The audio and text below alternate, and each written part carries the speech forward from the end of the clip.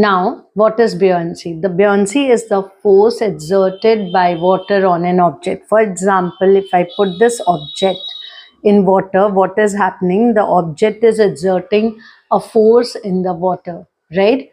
Same way, the water also exerts force, or it also exerts a force, upward force to the object. This upward force is called buoyancy.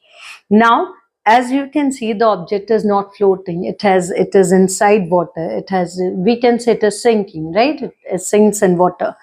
That means the force which the body is exerting is higher than the buoyant force. This is called negative buoyant force. Now, if I replace this with tomato, I will see the tomato is floating. Now, when the tomato is floating, it shows that the upward force that the water is giving to the tomato is more than the force that the tomato is giving to the water. So, this is called positive buoyancy. So basically, what is buoyancy? The upward force that water exerts on an object is called buoyant force or buoyancy. And if the water is filled up in the bowl, and then if I place a tomato, what will happen? Or if I'll put any object, what will happen? Some water will get displaced. That displaced water will be equal to the weight of the object.